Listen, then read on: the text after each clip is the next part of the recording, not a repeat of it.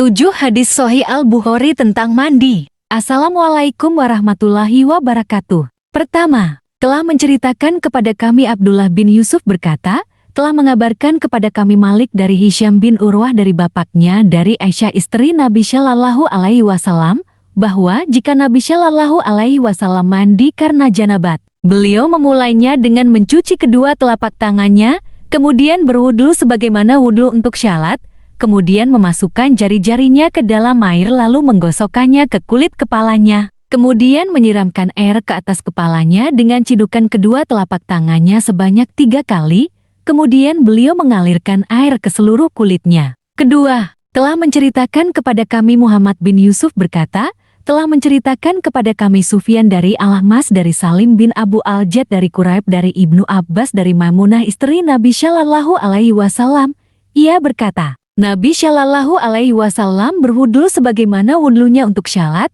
kecuali kedua kakinya. Beliau lalu mencuci kemaluan dan apa yang terkena kotoran mani, kemudian menyiramkan air ke atasnya. Kemudian mengakhirinya dengan menyela dan mencuci kedua kakinya. Itulah cara beliau mandi dari janabat. Ketiga, telah menceritakan kepada kami Adem bin Abu Iyas berkata, telah menceritakan kepada kami Ibnu Abu Zib dari Az-Zuhri dari Urwah dari Aisyah berkata, aku pernah mandi bersama Nabi Shallallahu Alaihi Wasallam dari satu ember terbuat dari tembikar yang disebut al-farak. Keempat, telah menceritakan kepada kami Abdullah bin Muhammad berkata, telah menceritakan kepadaku Abdu Syamat berkata, telah menceritakan kepadaku Syubah berkata, telah menceritakan kepadaku Abu Bakar bin Hafs berkata, aku mendengar Abu Salamah berkata, aku dan saudara Aisyah menemui Aisyah. Lalu saudaranya bertanya kepadanya tentang cara Nabi Shallallahu Alaihi Wasallam mandi dari janabat. Aisyah lalu minta diambilkan satu bejana air setara dengan ukuran 1 sya. Kemudian mandi dan menuangkan air ke atas kepalanya.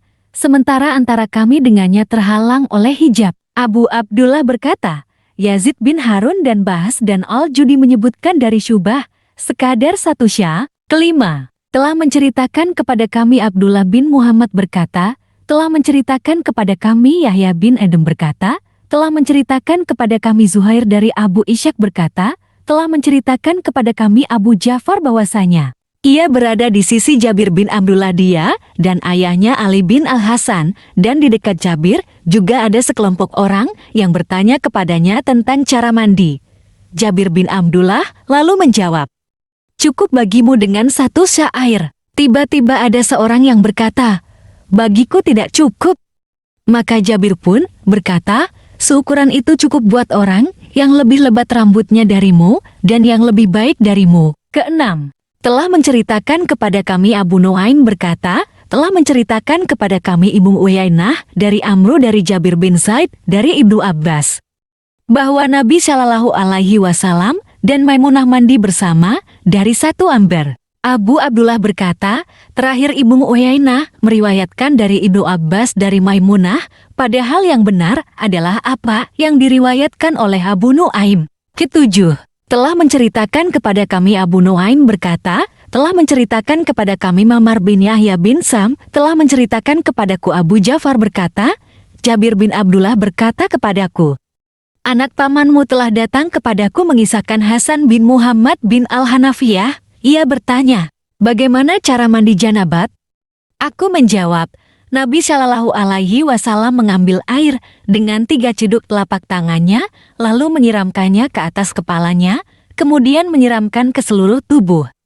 Al-Hasan lalu berkata kepadaku, aku adalah seorang laki-laki yang rambutnya lebat. Aku lalu menjawab, Nabi Shallallahu Alaihi Wasallam rambutnya lebih lebat dari rambutmu. Waalaikumsalam warahmatullahi wabarakatuh. Terima kasih telah menonton Al Channel.